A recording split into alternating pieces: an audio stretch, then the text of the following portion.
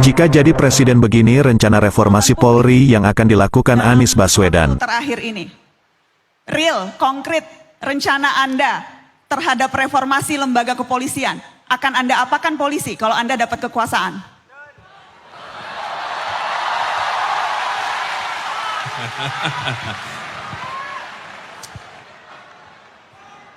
Wih, jangan dong, bahaya kalau bubar.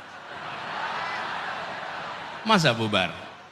Gini, kita membutuhkan kepolisian yang akuntabel, transparan, bersih.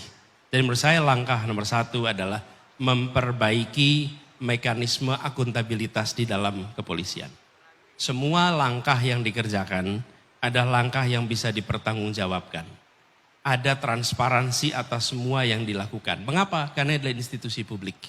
Dan institusi publik itu adalah transparansi. Dari mulai ke aktivitas di tingkat paling bawah, tingkat polsek misalnya, sampai dengan tingkat yang paling atas. Dengan ada transparansi itu, maka akuntabilitas bisa kita laksanakan. Yang kedua, harus ada pengembangan profesionalisme, kompetensi. Ini fakta di lapangan, bahwa banyak sekali saudara-saudara kita yang bertugas di kepolisian tidak mengalami pembekalan yang cukup.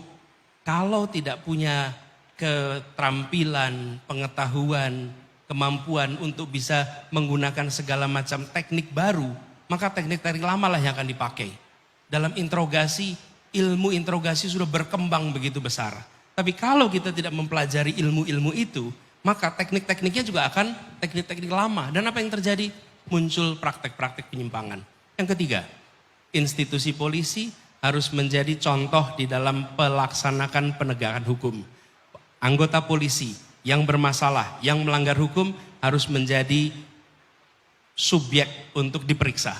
Tidak bisa justru anggota kepolisian itu terbebas bila melakukan pelanggaran. Mereka yang harus menjadi contoh. Dan yang keempat adalah pelibatan publik di dalam pengawasan kepolisian.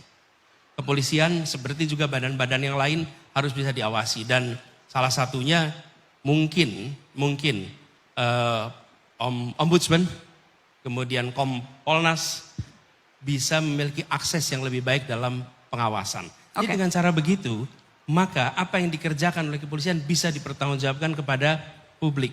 Tapi kata kuncinya adalah transparansi, akuntabilitas. Begitu. Mas Anies, saya mau konkret. Tim percepatan reformasi hukum yang dibentuk Kemenko Polhukam itu merekomendasikan satu hal spesifik soal kepolisian. Disebut perlu dilakukan pembatasan penempatan anggota Polri pada kementerian dan lembaga lain. Saat ini banyak anggota Polri yang ada di berbagai jabatan sipil di kementerian. Sebagai sekjen, sebagai irjen, pelaksana kepala daerah, sampai komisaris di BUMN. Dan tim percepatan reformasi mengatakan itu perlu dibatasi. Joknya di kalangan masyarakat, NKRI Negara Kepolisian Republik Indonesia. Joknya seperti itu. Dan ini rekomendasi tim percepatan. Sependapat dengan itu Anda akan batasi? Pemerintahan harus meritokratik. Bukan hanya kepolisian dibatasi. Posisi-posisi yang tidak seharusnya diisi oleh orang yang kompetensinya berbeda, jangan diisi dengan orang yang berbeda.